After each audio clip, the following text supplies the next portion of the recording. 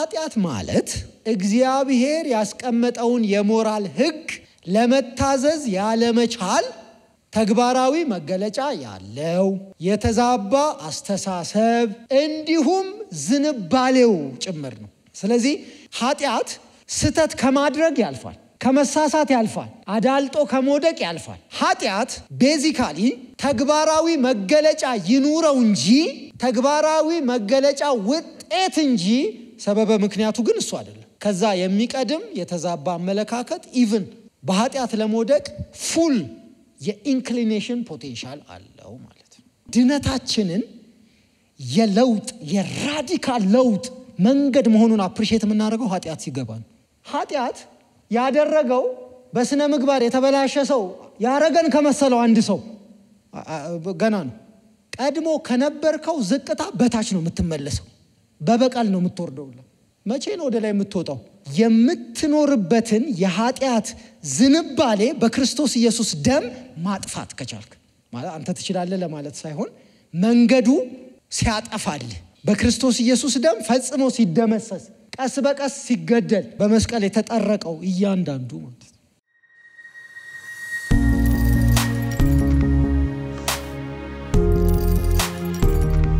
እንደምን አመሻችሁ። እግዚአብሔር የተመሰገነ ይሁን። ዛሬ ሰውና ኃጢአት ነው የምናየው። ከዛ በፊት ግን በፍጥነት የባለፈውን ሳምንት እንከልሳለን። የሰው ሁለንተናን ስናይ አንድ የጠየቅነው ጥያቄ ነበረ። የሰው ስጋ ለበስነት ላይ ብዙ ጥያቄ አይነሳም። ስጋ ለበስነት መሆኑ ላይ ብዙ ጥያቄ ላይነሳ ይችላል። በአንድም በሌላም የምናውቀው ስለሆነ ለምሳሌ ሰው ደከመኝ አመመኝ እንደዚህ ሲል ከስጋ ጋር የተያዘ እንደሆነ ግልጽ ነው አይደለም? ትንሽ ጥያቄው ዴብዝ እያገኘ የሚመጣው ከሰው ሁለንተና ክፍሎች ወደ ሆኑት ወደ ነፍስና ወደ መንፈስ ስንሄድ የዛኔ ጥያቄው ትንሽ ገፋ እያለ ይመጣል። የሰው ሁለንተና ላይ ሰው አንድ ነው፣ ሁለት ነው፣ ሶስት ነው፣ ስንት ነው ብለን ተጠያይቀን ነበር ማለት ነው። ይሄንን ስናደርግ ሞኒዝም የሚባል ዳይኮቶሚ የሚባል ትራይኮቶሚ የሚባል አለ ብለን አይተናል። ሞኒዝም የሰውን ሁለንተና ጭፍልቅ አድርጎ አንድ ወጥ የሚያደርግ ነው አለን። ዳይኮቶሚ ደግሞ የሰው ሁለንተና ከሚባለው ስጋ፣ ነፍስ፣ መንፈስ አካላት ክፍፍል አንፃር የሚጨበጥና የታንጀብል የሆነውን የሰው አካል ወይንም ስጋን በአንድ ጎራ ማቴሪያል፣ በሌላ ጎራ ደግሞ ነፍስና መንፈስን ኢማቴሪያል የሆነ ወይንም ረቂቅ አድርገን ብንከፍል የበለጠ አንደርስታንድ ለማድረግ ይረዳል የሚለው አመለካከት ነው። እሱ ሰፊ የመጽሐፍ ቅዱስ ሽፋን እንዳለው አይተናል። ከዛ ትራይኮቶሚ ደግሞ የለም ስጋ፣ ነፍስ፣ መንፈስ ብለን በደንብ ዳይሴክት ብናረገው የተሻለ ነው የሚል ነው። ይሄ ቀጥታ ስተት ነው ለማለት አይደለም። ነገር ግን the way we approach theology ይለያል ብለናል። ሶስትነትን ደግሞ ትራይኮቶሚ ሞሮፍ ከፔንቴኮስታል ቴዎሎጂ ጋር የተያዘ አመለካከትን በደንብ ኢንተርቴን የሚያረጉ ቅድሚያ የሚሰጡት አይነት አመለካከት ነው ብለናል። ከዛ በኋላ የሰው ሁለንተናም በመጽሐፍ ቅዱስ አይተናል። ቃላቱ ስለሚረዳን እነሱን አይተን ነበረ። በሳር የሚለው ነፌሽ የሚለው ኒውማ የሚለው እነዚህን ሩዋህ በግሪክም በዕብራይስጥም እያየን ነበረ። ከዛ በኋላ መጽሐፍ ቅዱስ ስለ ሰው ሁለንተና እንደሚያስተምር፣ ሰውን ግንጥል አድርጎ በአንድ መገለጫው እንደማያስተምር፣ ሰውን በሙሉ ማንነቱ በሁለንተናው እንደሚያስተምር ከዘፍጥረት ምዕራፍ 2 ቁጥር 7 ጠቅሰን አይተናል። ከዚያ ደግሞ የማቴሪያልና ኢማቴሪያል የሆነ አካል እንዳለው፣ የአካል ክፍሎች እንዳሉት፣ የአካል መገለጫዎች እንዳሉት አይተናል። ሌላው ደግሞ ነፍስና መንፈስን መጽሐፍ ቅዱስ በተለዋዋጭነት ይጠቀማል የሚለው በተለይ ስለ ኢማቴሪያል ስለሆነው ረቂቅ ስለሆነው የሰው አካል ሲጠቀም መጽሐፍ ቅዱስ በተለዋዋጭነት ይጠቀማል የሚለውን አይተናል። ይሄንን ስንል ስጋ በአንድ ብቻውን ትሪት ተደርጎ ነፍስና ስጋ ደግሞ ነፍስና መንፈስ ደግሞ በማቴሪያልና ኢማቴሪያል ግሩፕ እንደሚታይ ጥቅሶችን እያየን ወደ ታች ዘርዝረን አይተናል። የሰው ሁለንተናና ኃጢአትን ደግሞ አይተናል። ኃጢአትን አይተናል። መንፈሱ ሊያድፍበት እንደሚችል ነፍሱም ሊያድፍበት እንደሚችል ይሄንን የቅዱሳት መጻሕፍት ክፍሎችን እያየን ነበር። መንፈስ እብሪት ሁሉ እንደሚይዛት ይሄንን እያየን ነበር። በመቀጠል ሰብሰብ አድርገን ማጠቃለያ ሰርተንለት ነበር። ለዚህ ክፍል ኦሬዲ የተናገርኩት ስለሆነ አልፋለሁ። ከዛ ሁለትነትና ሶስትነትን ዳይኮቶሚ ትራይኮቶሚን አይተናል። ሁለትነትና ሶስትነትን ስናይ ሞር ኦፍ ኢንተርቴን አብዛኛው የኢቫንጀሊካል አማኞች ኢንተርቴን የሚያደርጉት የመጽሐፍ ቅዱስ አጥኚዎችም ኢንተርቴን ማለት ኢንተርቴይንመንት ለማለት ሳይሆን ያንን ጉዳይ በደንብ የሚያብላሉበት መንገዳቸው ለማለት ነው። የኢቫንጀሊካሎች ሞር ኦፍ የዳይኮቶሚ ነው። ይሄ ሲሆን ደግሞ ከፈንክሽናልነቱ ይልቅ ራዘር ኦንቶሎጂካል ነው ብያለው። አንዳንዱን ነገር ለእናንተም የቤት ስራን የሰጠናችሁ ገብታችሁ ኦንቶሎጂ ምንድነው እንድትሉ እንጂ ሐሙስ እየመጣችሁ እንድትጠይቁንም አይደለም። እውነት ለመናገር ኦንቶሎጂካል ማለት ምን ማለት ነው? ፈንክሽናል ማለት ሰው ከሆነው የተነሳ የሚሆነው እሱ ፈንክሽናል ይባላል። ከኤሰንሱ የተነሳ የሚሆነው ፈንክሽናል ይባላል። ስንመጣ በጣም ጥሩ ዲስከሽን እያደረግን ነበር፣ ምሳሌ እየሰጠን። ኦንቶሎጂካል ማለት ደግሞ በተግባር ሳያውለውም ባለበት ያለው ማንነቱ ማለት ነው። ኦንቶሎጂካል ነው ሲባል በኤሰንስ ያለው ማንነቱ ማለት ነው። ሰው ለምሳሌ ፈራሽ ነው ስትሉ ፈርሶ ማየት አይጠበቅባችሁ። ፈራሽ ነው፣ ኦንቶሎጂካሊ ፈራሽ ነው። ከዛስ የሚያፈርስ ነገር ሲያጋጥመው ይፈርሳል። ስለዚህ ቤዚካሊ ፈንክሽናል እና ኦንቶሎጂካል ነው ስንል ግልጽ ነው። በኤሰንስ ሰው የሆነበት እውነታ ኦንቶሎጂካል ይባላል አይደለ? እንደዛ ይባላል። ፈንክሽናል ነው ማለት ደግሞ ኦንቶሎጂው ኢን ፕራክቲስ ሲገለጥ ያለው ማለት ነው። ማንነቱ በኤሰንስ ማንነቱ ወደ መታየት የሚመጣበት መንገድ ፈንክሽናል ይባላል ማለት ነው። ጥሩ። ለምሳሌ እናንተ ምን ትላላችሁ? የሆነ ነገር ታስቡና አይ ውስጤ ተጨንቋል ትላላችሁ። እኛ ውስጣችሁን አናውቅም። ውስጣችሁ ለኛ ኦንቶሎጂካል ነው ወይም በኤሰንስ ኦን የምታረጉት ነገር ነው። ከዛ የምናውቀው በምንድነው? ፈንክሽናል የሚሆነው በምንድነው? ወሪ ስታረጉ፣ ለመወሰን ግራ ስትጋቡ፣ የማይሆን ነገር ስትወስኑ ፈንክሽናል ሆኖ እናየዋለን ማለት ነው። ይሄን ለማለት ዛሬ ደግሞ የምናየው ሰውና ኃጢአት ነው። በተለይ ደግሞ ይሄንን በደንብ ኢንፋሲስ መስጠት የሚኖርብን ለምንድነው? የሚቀጥለው ትምህርታችን ስለ ነገረ ድነት ስለሆነ ይሄን ክፍል በጣም አንደርስታንድ ማድረግ ይጠይቃል። ቀጥሎ የምናወራው ነገረ ድነት ነገረ ኃጢአትን በጣም ማወቅ ይጠይቃል።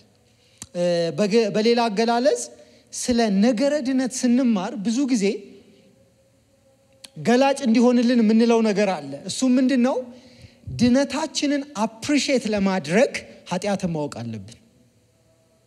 አለታ አዘርዋይስ አታምንም። ጌታ አግኝቶኝ እኮ በቃ ድኜ ምናምን ነው የምንለው። ድነት የሚባለውን ነገር ከስረ መሰረቱ አንደርስታንድ ለማድረግ ኃጢአትን አንደርስታንድ ማድረግ ይኖርብናል።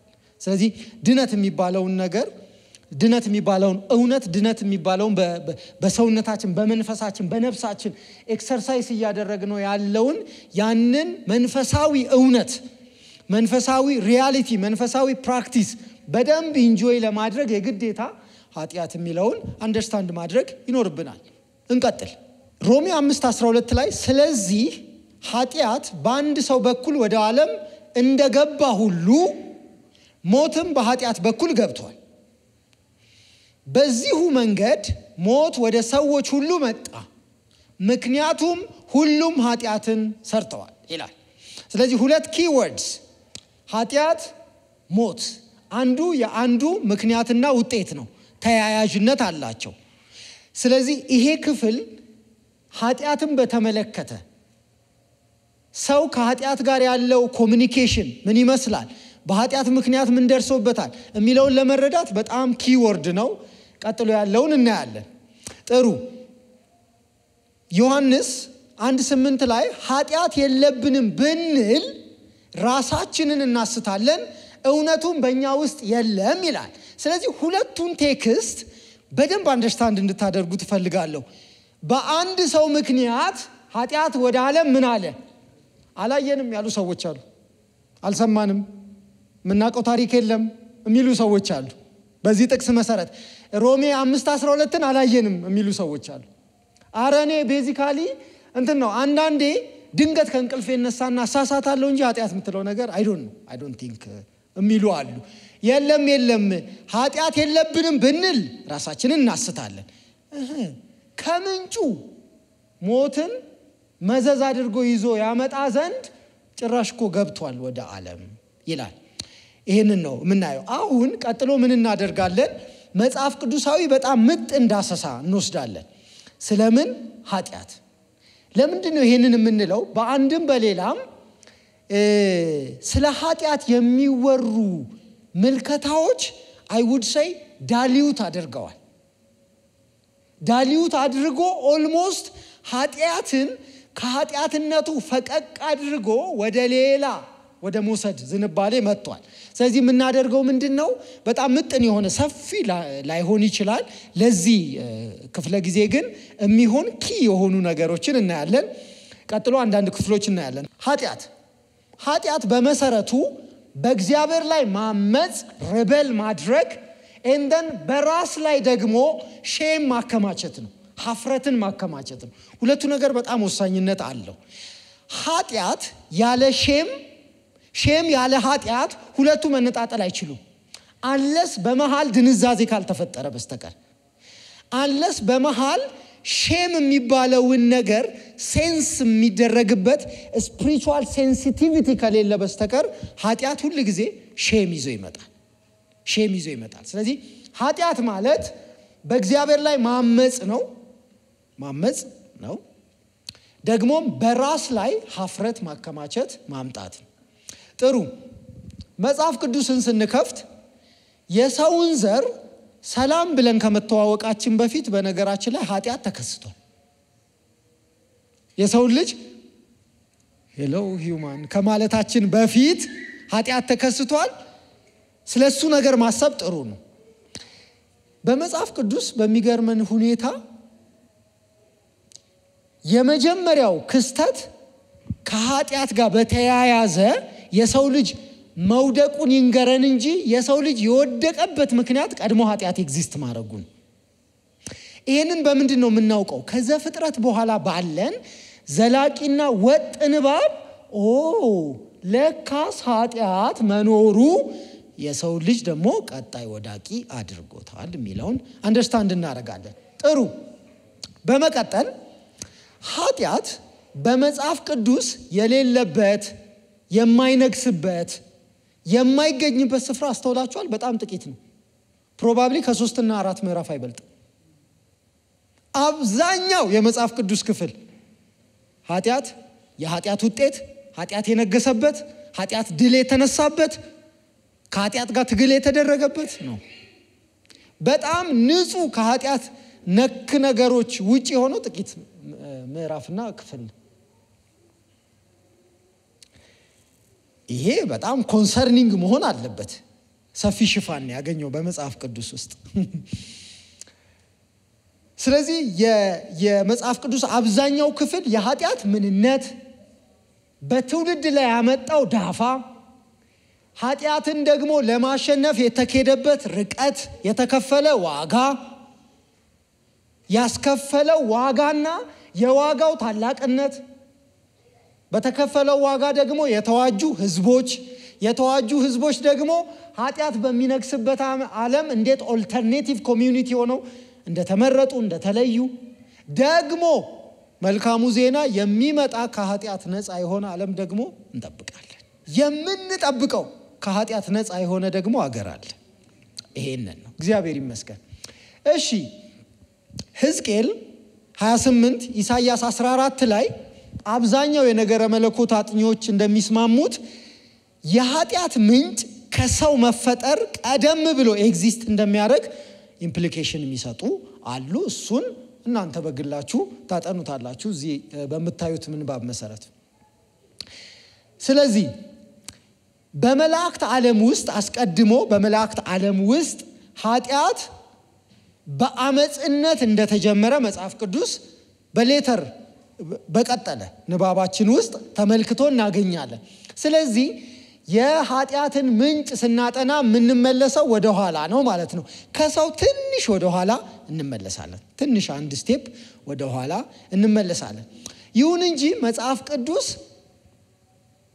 ለምን እንዳመጹ አይነግረንም። በምን ምክንያት እንዳመጹ ግን ይነግረናል። አንድ የነገረ መለኮት አጥኚ ምን ይላል? መላእክት ለምን እንዳመጹ ቢነገረን ይላል አሁን ካለንበት የወደቀ ዓለምና የወደቀ አስተሳሰብ አንፃር እሱ ራሱ አይገባንም ይላል። ወደፊት ምን ሰማው ይሆናል ለምን እንዳመጹ።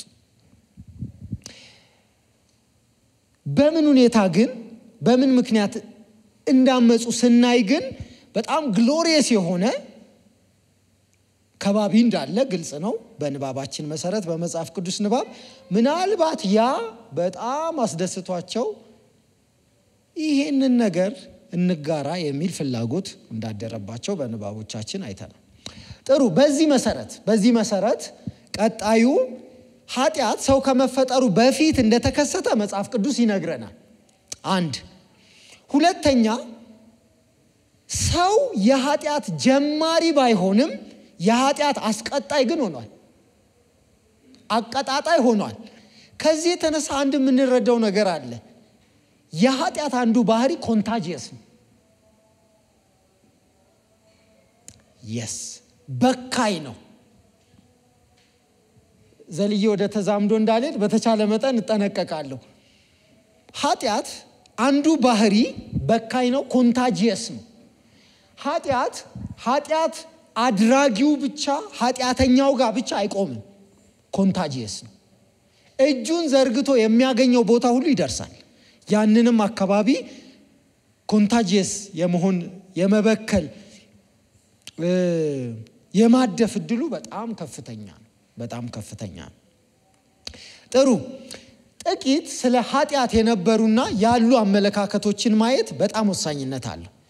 ኃጢአትን ብዙ ሰዎች መጽሐፍ ቅዱስ ስለ ኃጢአት የሚያስተምረውን ከማመናቸው በፊትም ደግሞም ከሰሙም በኋላ ባለመቀበል ምክንያት የራሳቸውን የኃጢአት ውስን ዲፊኒሽን ሰጥተዋል። እነዚህ ዲፊኒሽኖች አምስቱ አትሊስት በጣም ኪ ናቸው። በነገራችን ላይ አምስቱ የተዘረዘሩት አንዳንዶቹ ኮንክሪት የሆነ ቲዮሪ ናቸው። በሳይኮአናሊሲስ በሳይኮሎጂ አጥኚዎች ዘንድ በጣም ኮንክሪት የሆኑ አሉ እዚህ ውስጥ። በሂዩማኒስቶች ኮንክሪት የሆኑ ቲዮሪስ አሉ እዚህ መካከል። በጣም ሰፊ ጥናት እንዳናደርገው ዋናውን የኃጢአት ርዕሰ ጉዳይ መስመር እንዳያስለቅቀኝና ሰፊ ጥናት እንዳይሆን ዋና ሐሳቡን ግን ለመናገር ሞክራለሁ። ስለዚህ እነዚህ አመለካከቶች ሙሉ ያልሆኑ የኃጢአት ዴፊኒሽኖች ናቸው። የመጀመሪያው ኃጢአት የሥጋ ፍላጎት ነው ብለው የሚያምኑ ሰዎች አሉ። ይሄ አሁን ስትሰሙት ኦፍ ኮርስ አያስብልም? ያስብላል። እውነት ነው። የሥጋ ፍላጎት አለ። በጣም ካርናል የሆነ ፍላጎት አለ። የሥጋ ፍላጎት ግን የመጨረሻው ብቸኛው ምክንያቱ አይደለም። ኃጢአት ከሥጋ ያለፈ ሰፊ ትርጓሜ አለው። ስለዚህ ኃጢአት የሥጋ ፍላጎት ብቻ አይደለም። በነገራችን ላይ ብዙ ሲመች ተጠራጠሪ ነው ወንድም፣ ይሄ ነገር ሲመቸው ኃጢአት ያስገባሃል ምናምን ይላሉ ሰዎች። እውነት ነው። ምቾት ወደዛ የመምራት ቴንደንሲ አለው። ግን ኃጢአት የሥጋ ፍላጎት ብቻ ግን አይደለም፣ ሰፊ ነው። እሱን ሁለንተና ትርጓሜውን ስናይ እንዴት ኮምፕሊመንት እንደምናረግ እዚህ ላይ ሌላ ነገር ጨምረን እናያለን። ሁለተኛው እነዚህ በጣም በቃ የሚገርሙ ናቸው። የመልካምና መጓደል ነው ይላሉ። በቃ ቀለል አድርገው አንዳንዴ ሰው መልካም ሊያደርግ ይሞክርና ላያደርግ ይችላል። በቃ እሱን ኃጢአት ብለህ ልጠራበት ትችላለህ ይላሉ። በጣም ቢሊትል ያደርገዋል። ይሄ ትንሽ ይዞት ውርድ ይላል። የመልካምና መጓደል ነው ይላሉ። አንዳንዶቹ ደግሞ እነዚህ በቃ የበረቱ ናቸው፣ ወደ ፍጽምና የሚደረግ ጉዞ ነው ይላሉ። ብራዘር አንተ ወደክ ማለት you are not in a sin ያ ማለት ፕሮግረስ እያረክ ነው ብራዘር ምናምን ይላሉ። አይደለም፣ እንደዛ አይደለም። ፕሮግረስ እያረክ ነው። አይዞን። መውደቅ ማለት የሆነ ነገር መግደፍ ማለት በእግዚአብሔር ላይ ማመጽ ማለት እሱን ኃጢአት ይያሉብህ ነው እንጂ አንተ ቤዚካሊ ወደ ፐርፌክሽን እየሄድክ ነው መንገዱ ነው የሥራው ባህሪ ነው ምናምን ይላሉ ግን አይደለም ሙሉ አይደለም ይሄ እንደውም ትንሽ ከመጽሐፍ ቅዱስ ራቅ ይላል በጣም ራቅ ይላል ሌላው ራስ ወዳድነት ከሆነ ኃጢአት ነው ከዛው እጪ ብዙም አትጨናነቅ የሚሉ አሉ ብቻ እርግጠኛ ሁን ይሄ በራስ ወዳድነት ተነሳስተ ያረካለ መሆኑን እርግጠኛ ሁን ከዛው እጪ እንኳን ብዙ እንትን አትበል ያው ከሰው ስተት ከብረት ዝገት አይጠፋም ምናምን ይላሉ ይሄ አይሆን ከመጽሐፍ ቅዱስ አንፃር አይሆን አምስተኛው ሊታዘንልን እንጂ ልንጠየቅበት የሚገባ በሽታ አይደለም ይላል እንደውም ኃጢአተኛ ነው ተብሎ ሊታዘንልን ነው የሚገባው እንጂ ጭራሽ እንደ አንድ ምንጠየቅበት ጉዳይ መታየት የለበትም ይላሉ መጽሐፍ ቅዱሳዊ የሆነ ትርጓሜን ያ እንግዲህ እቺን አብዛኞቻችሁ ስለምትጽፉ በደንብ ደመቅ አርጋችሁ ጻፉ ኃጢአት ማለት እግዚአብሔር ያስቀመጠውን የሞራል ሕግ ለመታዘዝ ያለመቻል ተግባራዊ መገለጫ ያለው የተዛባ አስተሳሰብ እንዲሁም ዝንባሌው ጭምር ነው the inclination the attitude to err to sin ራሱ ነው ስለዚህ ኃጢአት ስተት ከማድረግ ያልፋል ከመሳሳት ያልፋል አዳልጦ ከመውደቅ ያልፋል ኃጢአት ቤዚካሊ ተግባራዊ መገለጫ ይኑረው እንጂ ተግባራዊ መገለጫ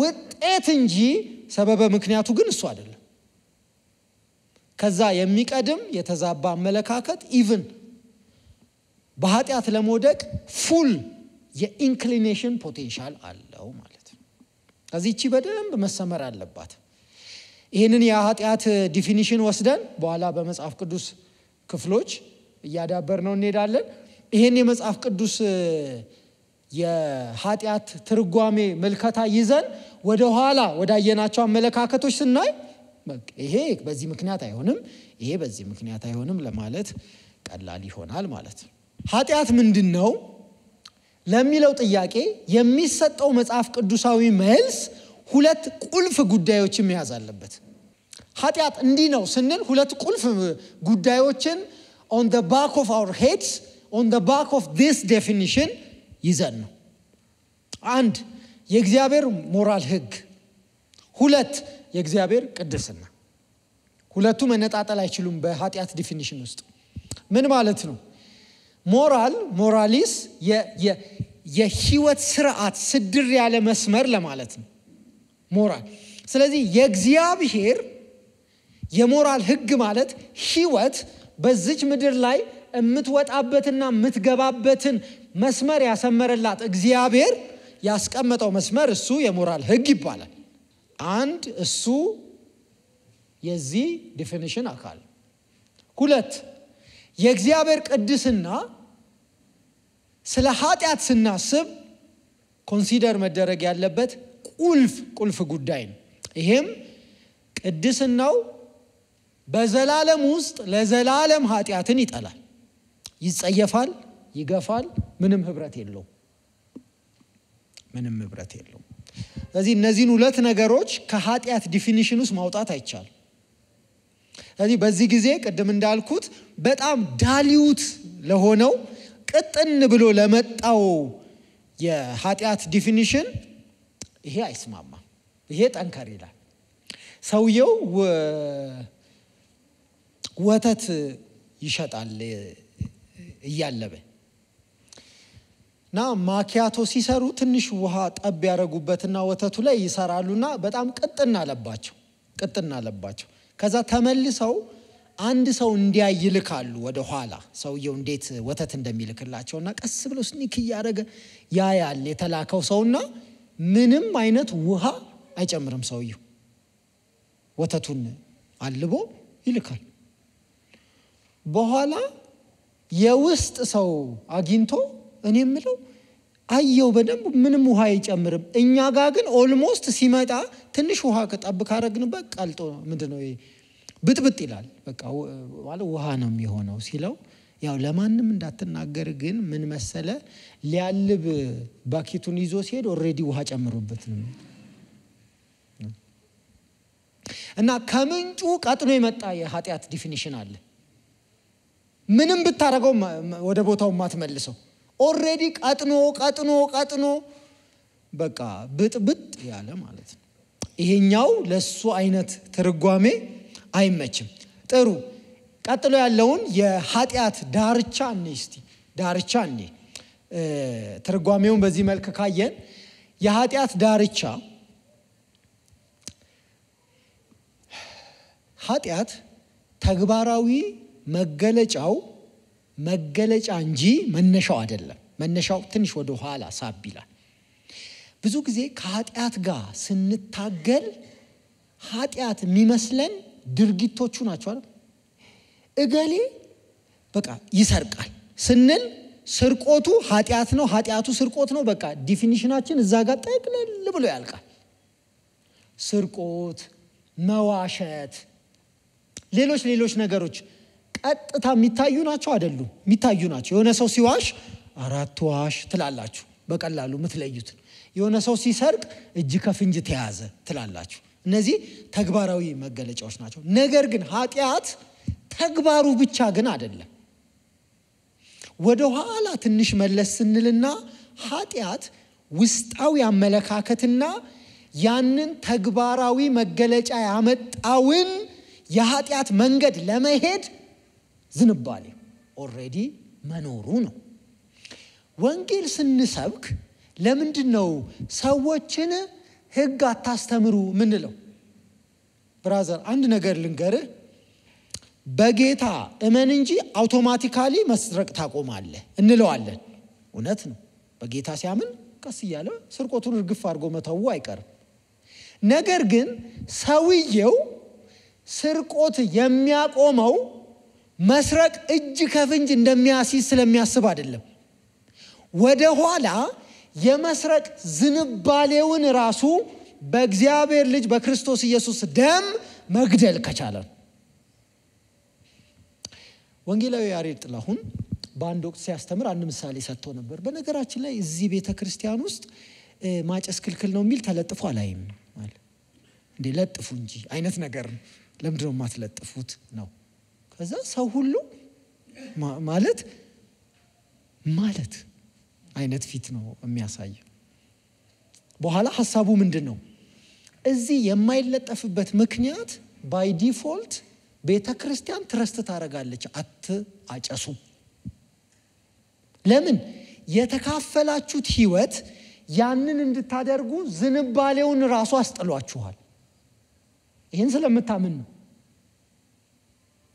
እንጂ ብንጠራጠርማ አንተ ልጅ እያለች ነበር የምታሳድደው። ነገር ግን የተካፈለው ህይወት ማጨስ አለማጨስ፣ ሰው ያየኝ ይሆን አያየኝ ይሆን፣ መቃም አለመቃም፣ ሰው ያየኝ ይሆን አያየኝ ይሆን ሳይሆን የዛ ሰው አመለካከት በመሰረቱ ለማጨስ ራሱ ነው ሐሳቡ አይመጣልኝም። ለምን?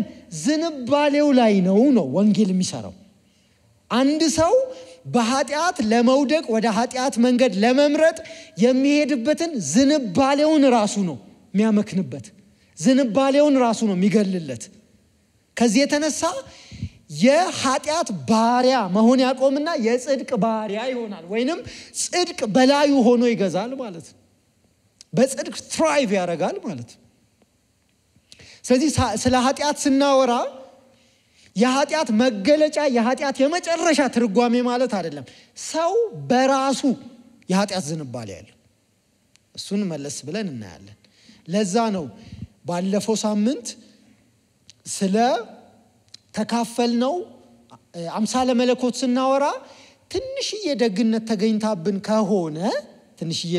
ተገኝታብን ከሆነ ደግ ስንሆንና በዛች ደግነት ስንሄድ ለሰከንድ እንኳን ያው ይሄንን ህዝብ እኮ በቃ እንመግበዋለን ምናምን ብለን ከኛ የሆነ እንዳይመስለን መጠንቀቅ ጥሩ ነው። እንደዛ ከሆነ ትዕቢት ትኮተኮታለች ብለናል። የተቀበልነው ከአምሳለ መለኮት የተነሳ ነው ብለናል። መልካም እንቀጥልሽ። ዘጸአት ምዕራፍ 20 ቁጥር 7 ላይ የባልንጀራህን ቤት አትመኝ፣ የባልንጀራህን ሚስት ወይንም የእርሱን ወንድ አገልጋይ ሆነ ሴት አገልጋይ በሬውን ሆነ አህያውን ወይንም የእርሱ የሆነውን ማንኛውም ነገር አትመኝ ይላል። አትመኝ የሚለው ተመኝቶ ከመስረቅ በፊት ይቀድማል አይቀድምም? ዝንባሌ ነው አይደለም ይሄ? yes። ስለዚህ ኃጢአት የማጥፋት ዝንባሌ ነው። በእግዚአብሔር ላይ ረበል የማድረግ ዝንባሌ ነው። ኦኬ ወንጌል ኮንክሪት የሚሆነው እኮ እዚህ ጋር ነው። ኖ ሰዎች ራይት ኤንድ ሮንግ እንዲያደርጉ አይደለም የምንመክረው። ራይት የሚያደርጉበትን ሮንግ የማያደርጉበትን ዋናውን ቀስቃሽ ዝንባሌ ነው የምናስተካክለው ነው ወንጌል። ይሄ ነው የወንጌል ጥሪ። ስለዚህ ሁሉን እርግፍ አርገተው ሲባል በተቻለ መጠን ያላችሁ የሆነ መጥፎ ነገር ለማድረግ ያላችሁ እጃችሁን ሰብስቦ አይደለም። ነገርየው ፊት ለፊታችሁ ቢሆን እንኳን ሞትኩኝ እኮ ለዚህ ነገር ቆየው ከሞትኩ እኮ የምንልበትን ዝንባሌያችንን ነው የምንገለው።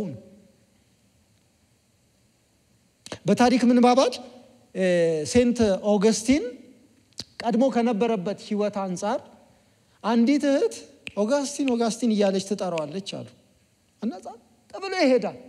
በቀደመ ህይወቱ ጥሩ ባልሆነ ግንኙነት የሚያቃት ናት። ጸጥ ብሎ መንገዱን ይሄዳል እና ኦገስቲን ትለዋለች። አልሰማም ብላ ትጮሃለች፣ አይሰማም። እየሮጠች መጣች፣ ያዘችውና ስጠራህ አልሰማኸኝም መሰለኝ አለች። እዛ አይ ሰምቼሻለሁ፣ አንቺ የምትጠሪው ነው ኦገስቲን፣ እኔ ራሱ ረስቼዋለሁ፣ ለዛ ነው ያት መንገዱን። አንዳንድ ሰዎች እንደዚህ ይላሉ፣ ከ10 ዓመት በፊት የነበረውን እኔን ባገኘው ወንጌል ነግሯለሁ። እኔ ራሱ ወንጌል ነግሯለሁ፣ ሌላ ሰው ሁሉ አልጠብቅም፣ እኔ ራሱ ወንጌል ነግሯለሁ። ለምን? ፉል ኦፍ ዝንባሌ ነበር። ዝንባሌው አልሞተለትም ነበር። የተዛባ አስተሳሰቡ አልሞተለትም ነበር። እሱ ክርስትና የጸባይ ማረሚያ ቤት መስሎት ነበር። የጸባይ ማረሚያ ቤት መሆን አይችልም። አልሰማችሁም እንዴ? ፕሪዝን በተመሳሳይ ክስ 10 ጊዜ የሚገቡ ሰዎች እያስተካከለ ይመጣል። እዚህ ጋር የተቀደደው 3 ቦታ ተቀዶ ይመጣል። ገልበጥ ስታረግ ክሱ ተመሳሳይ። አሁን ድነታችንን የለውጥ የራዲካል ለውጥ መንገድ መሆኑን አፕሪሺየት የምናደርገው ኃጢአት ሲገባ ነው። ኃጢአት ያደረገው በስነ ምግባር የተበላሸ ሰው ያረገን ከመሰለው አንድ ሰው ገና ነው። ድሮ በነገራችን ላይ በጣም እኔ ጥሩ ስነ ምግባር የነበረኝ ሰው አልነበርኩም። አሁን ተስተካከልኩ። የሚገርም ምክንያቱም ሁሉ ጊዜ ቸርች ይጠሩኛል ጴንጤዎች፣ በቃ ሌላ ቦታ መዋል አልችልም ይላል። አንድ ቀን ድንገት ልፍ ሲል ዋል አለቀልህ። ቀድሞ ከነበርከው ዝቅታ በታች ነው የምትመለሰው፣ በበቀል ነው የምትወርደው። መቼ ነው ወደ ላይ የምትወጣው? የምትኖርበትን የኃጢአት ዝንባሌ በክርስቶስ ኢየሱስ ደም ማጥፋት ከቻልክ ማለት አንተ ትችላለህ ለማለት ሳይሆን መንገዱ ሲያጠፋልህ በክርስቶስ ኢየሱስ ደም ፈጽሞ ሲደመሰስ ቀስ በቀስ ሲገደል በመስቀል የተጠረቀው እያንዳንዱ ማለት ነው። ስለዚህ ዝንባሌም ጭምር ነው፣ ውጤት ብቻ አይደለም ኃጢአት። ይሄንን ማሰብ ጥሩ ነው። ከዛ አዲስ ኪዳን ላይ ደግሞ አንድ ጥቅስ እንይ። ማቴዎስ 5:28 ላይ አታመንዝር፣ በትዕምርተ ጥቅስ ውስጥ አታመንዝር እንደተባለ ሰምታችኋል። ይሄ ለእናንተ ሩቅ አይደለም፣ ምክንያቱም በመካከላችሁ ረቡኒዎች ብዙ አሉ፣ ይህንን አስተምረዋል። እኔ ግን እላለሁ ሴትን በምኞት አይን የተመለከተ ሁሉ በልቡ ከእርሷ ጋር አመንዝሯል። አሁን ወደ ምን መጣ? ወደ ኦሪጂናል ፍላጎት፣ ወደ አልተገራ ኢንክሊኔሽን መጣ ማለት ነው። ስለዚህ በዚህ ክፍል መሰረት ኃጢአት ሄዶ የሆነ ነገር እስከ ማድረግ ድረስ አይደለም ትርጓሜው ሙሉ የሚሆነው። ሲያደርግማ ያሰበውን ፈጸመ ይባላል። ኦሪጂኑ ጽንሱ ለዚያ ነገር ያለው ዝንባሌ ነው ማለት ነው። አሁን በክርስትና የዕለት ምክር የሚያስፈልገን መግደል ስላለብን በየጊዜው ቃል እየሰማን አዲስ የሚሆንብን በአንድ አቅጣጫ እየመታልን ይሄን ክፍል አውቀዋለሁ እንላለን። አሁን ቀጥሎ የምናየው መጽሐፈ ሳሙኤል ቀዳማዊ ምዕራፍ 11 ነው ሲል ሰባኪው እቺን እንኳን አቃታለሁ ስንል አንድ ሁለት ሲወርድበት አንድ ሁለት ይወርድብናል ጌታ እንላለን ይገባናል ለምን እንዳዘጋጀው። በዚህ ዝንባሌ ኃጢአትን እንደ ቀላል ገብቷል የሆነ በቃ ሰው ይሳሳታል ማለት ነው። አሁን እዚህ ምድር ላይ የተለየ ሰው ነኝ ምናምን ቢል ሰው አለ። እንደሱ አይደለም ኃጢአት እንደሱ አይደለም። እናንተ ሰፈር 100 ሰው ካለ 101 ሰው ሊሳሳት ይችላል። የኃጢአትን ዲፊኒሽን ግን አይቀይረውም ማለት ነው። ብቁ ያልሆነ የኃጢአት ትርጓሜ ኃጢአትን እንደ ስህተት የሚቆጥር ትውልድ አለ። አሁን እንደ ስህተት you have no idea በቃ አንዳንድ ጊዜ ከድካም የተነሳ እንስታለን don't be bothered ሚላል እንትን ነው። በጣም ይሄ ግሬስን ደግሞ የሚለጥጡ ሰዎች ምን ይላሉ? ኖ እንደዚህ የሆነ ኃጢአት ምናምን መስሎ ከተሰማ በቃ ሂድና ዳዲ ሶሪ ምናምን ይላሉ። እንደዛም አይደለም። ቤት እንትን አጎትን ራሱ አጎቴ ሶሪ ምናምን ብላ አታመልጥም። ቤት ራሱ ሶሪ ዳዳ ምናምን ብላ አታመልጥም። በምድራዊ አባት ራሱ እንደዛ አይሆንም። ሬቨረንስ ያስፈልጋል። መጀመሪያ አየን አይደል? ማመጽ እኮ ቀላል አይደለም። በነገራችን ላይ ማመጽ ቀላል እኮ አይደለም።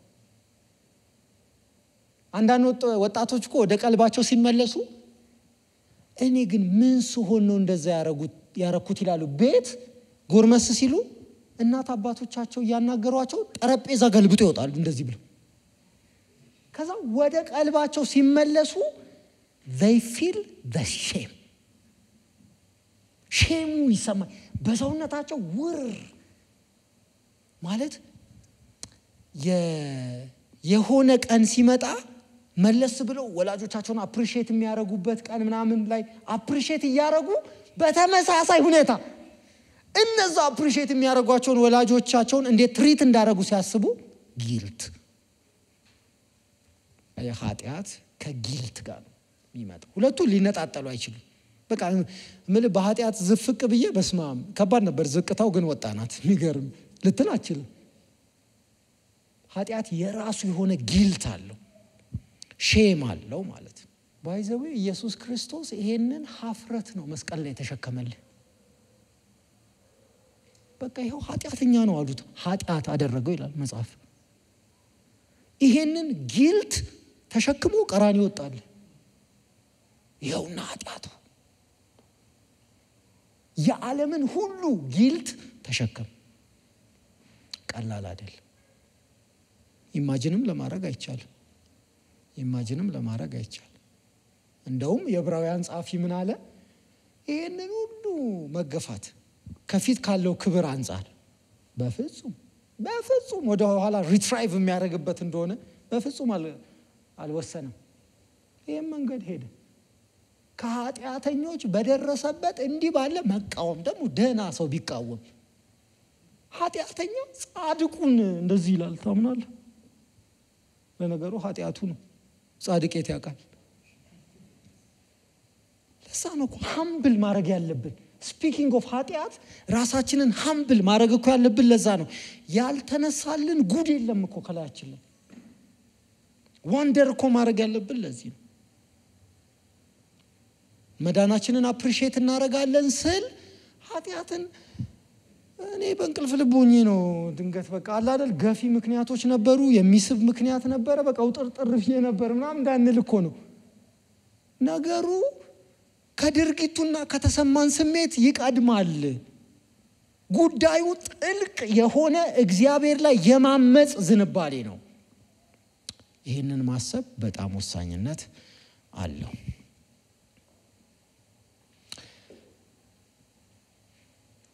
ስፒኪንግ ኦፍ ኃጢአት ሕግ የተሰጣቸውም ሕግ ያልነበራቸውም አሕዛብም አይሁድም እኩል ተጠይቀውበታል። ይሄ በድነት ትምህርት በሰፊው የምንመለስበት ይሆናል። ሁለቱም ተጠይቀዋል። ህሊናቸው ስለሚመሰክር ሐሳባቸውም ስለሚከሳቸው ደግሞም ስለሚከላከልላቸው የሕግ ትእዛዝ በልባቸው የተጻፈ መሆኑን ያሳያል። ስለ አሕዛብ ሲናገር ሮሜ ምዕራፍ 2 ቁጥር 15 ጀምሮ ይህም በወንጌል እንደማስተምረው እግዚአብሔር በሰው ልብ የተሰወረውን በክርስቶስ በኩል በሚፈርድበት ዕለት ግልጽ ይሆናል። ስለዚህ የህሊና ዳኝነት በውስጣቸው አለ። አንድ ቀጥሎ ሕግና አይሁድ። አንተ ይሁዲ ነኝ ካልህ በሕግ የምትተማመንና ከእግዚአብሔር ጋር ባለ ግንኙነት የምትኩራራ በሕግ በመመራትህ ፈቃዱን አውቀህ ፍጹም የሆነውን ለይተህ ከያዝህ በሕጉም ካገኘኸው ዕውቀትና እውነት የተነሳ አላዋቂ ለሆኑት መካሪ ለሕፃናት አስተማሪ ከሆነ እንግዲህ አንተ ሌሎችን የምታስተምር ራስህን አታስተምርምን? አትስረቅ ብለህ የምትሰብክ ትሰርቃለህን? ስለዚህ ሁለቱም አይሁድም አሕዛብም በሕግ ጉዳይ ተጠይቀዋል። የኃጢአት ምንጭ ቀጥሎ ያለውን ቀደም ብሎ ባለው ክፍል የመጀመሪያው ዲፊኒሽን ላይ ስላየነው እዚህ ላይ ሰብሰብ እናደርገዋለን። እግዚአብሔር ኃጢአትን በዘላለም ማንነቱ ለዘላለም ይጠላል። ምንም ህብረት የለው። በመቀጠል ከቅድስናውና ከሞራል ንጽህናው ጋር ፈጽሞ አይገጥምም። ሰዎች በኃጢአት ልምምድ ሲመቻቹ እግዚአብሔር ተቀብሎታል ወይ ዝም ብሏል ማለት አይደለም። እነሱ ናቸው ኮምፎርታብል የሆኑት። ከእግዚአብሔር ባህሪ ጋር አይሄድም። በዘላለም እርቅ የለውም ኃጢአት ከእግዚአብሔር ማንነት፣ ቅድስና፣ የሞራል ንጽህናው ጋር ማለት ነው።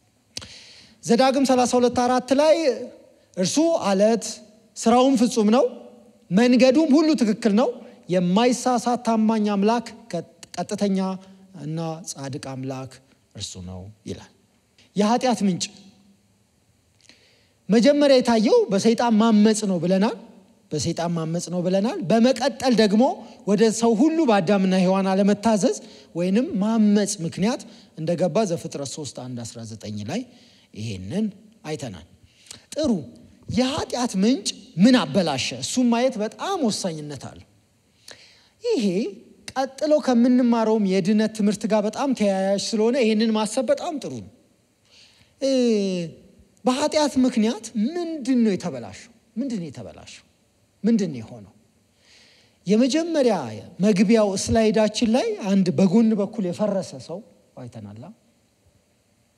ዋናውን ሞተሩን ነው ያፈረሰበት ኃጢአት አይደል? ባለፈው እንዳልነው አምሳለ መለኮት ጋድስ ኢሜጅ በእኛ ያለው በኃጢአት ምክንያት ሲበላሽ ሰውነታችን ላይ ለየት ያለ ነገር አይደለም ያበቀል ነው ብለናል አይደለ? እንደውም የዘሪቱ ከበደ መጽሐፍ ላይ ያለውን ስለዚህ ጠንቋይ ምሳሌ ወስደን ደርባባ ደስ የሚሉ ሴትዮ ናቸው፣ ግን ቤዚካሊ ጠንቋይ እንደሆነች ታውቃለች ባለ ታሪኳ።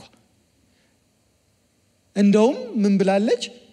ብቻዬን ቢያገኙኝ ሁሉ የሚውጡ ይመስሉኝ ነበር እኚህ ሴትዮ ትላለች። ግን ደስ የሚሉ ቀይ ምንድነው ድሪያ ሺቲ ያረጉ ከዛ ቀይ ስካርፍ የተከናነቡ እንደው ብለው ህፃናት የሚስሙ ናቸው። የሰው ውድቀት ኮራፕት ማረጉ ሰውነቱ ላይ የተለየ አካል በመብቀል አይደለም የተገለጠው፣ በጣም ጥልቅ ነው። ከዛ ያልፋል ማለት የመጀመሪያው እውነትን አዛብቷል። what is true የሚለውን አዛብቷል። ይሄ የኃጢአት ምንጭ ወይንም ኃጢአት ራሱ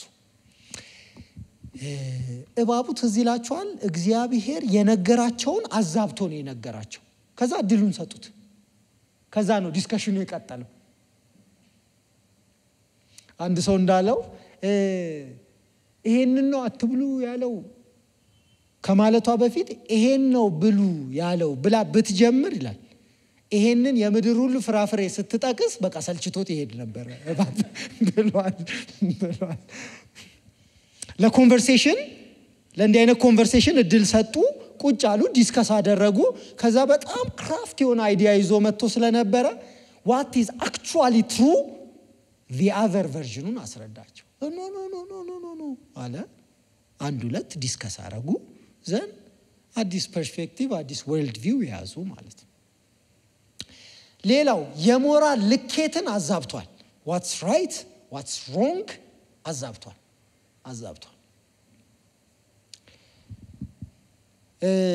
እንዳይበሉ ነው የተከለከለው። እንዳይበሉ ማለት በቃ እንዳይበሉ ነው።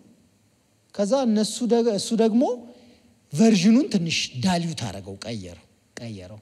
የራሱን ቨርዥን ያመጣ ነበረ። what's right what's wrong ቀየር አደረገባቸው። ከዛ ወርልድ ቪዋቸው ራሱ ተቀየረ። ነው እንዴ አሉ። በአዲሱ ወርልድ ቪው ቀጠሉ ማለት ነው። ሶስተኛ ማንነትን አዛባ። who am I የሚለው ራሱ ተዛባባቸው። እዚህ ጋር ሰው የተፈጠረው በእግዚአብሔር ጥገኛ እንዲሆን ነበር አይደል? በእግዚአብሔር ላይ ጥገኛ እንዲሆን ዲፔንዳንት እንዲሆን ነበር የተፈጠረው። ከዛ እሱ ምን አላቸው? ያቺን እኮ ወስዶ ነው አይደለም እንደሱ እንዳትሆኑ ብሎ ነው ጥገኛ ሊያረጋችሁ ነው። በቃ ትንሽ እኮ ነው ዘወር ያረጋት። ከዛ አሉ እንደዛ ከሆነማ አሉ መጽሐፍ እንደሚል እንደውም ስታየው ለመብላት ያማረ ለጥበብም መልካም እንደሆነ አየት። ለጥበብ ማለት ለፖዚሽን ማለት ነው። አሁን እኮ ይሄን ብበላ አዲስ ፖዚሽን እጎናጸፋለሁ፣ ስለዚህ ሳማ ኦቶሪቴቲቭ ሆናለሁ ብላ አሰበች። ይሄንን ያሰበችው ከሰማችው ነገር የተነሳ ዘወር አረገባት አመለካከቷን ማለት ነው።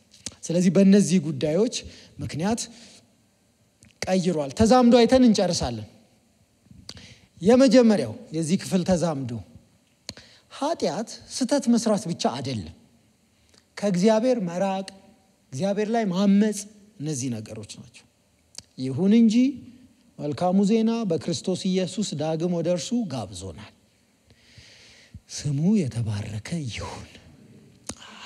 ስለዚህ just wrong doing አይነት ነገር አይደለም ኃጢአት። መቼም እስካሁን በደም ኮንክሪት ነገር አይተናል።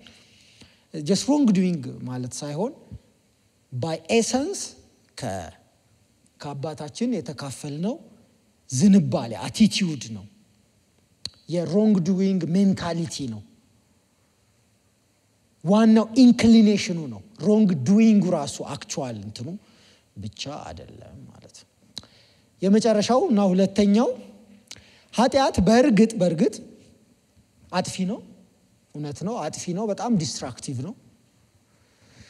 የእግዚአብሔር ምሕረትን ግን በንስሐና በእምነት የሚቀበሉ ሰዎች ግን ዳግም ወደ ህይወት እንዲመለሱ እግዚአብሔር በሩን ከፍቷል። ይሄ ደስ ያለን ሁሉ የወንጌል ስርጭት ስንወጣ ምንናገረው ነው። አቤት እንደ ኃጢአት አጥፊነት ቢሆን እኮ አልቀን ነበር።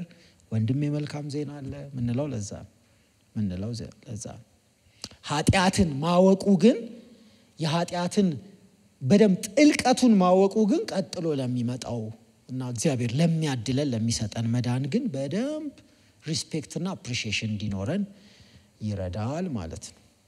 በስተመጨረሻ ያለው ብሩካኑ ነው የሚለው ነው። እግዚአብሔር ይባርካችሁ። ተባረኩ።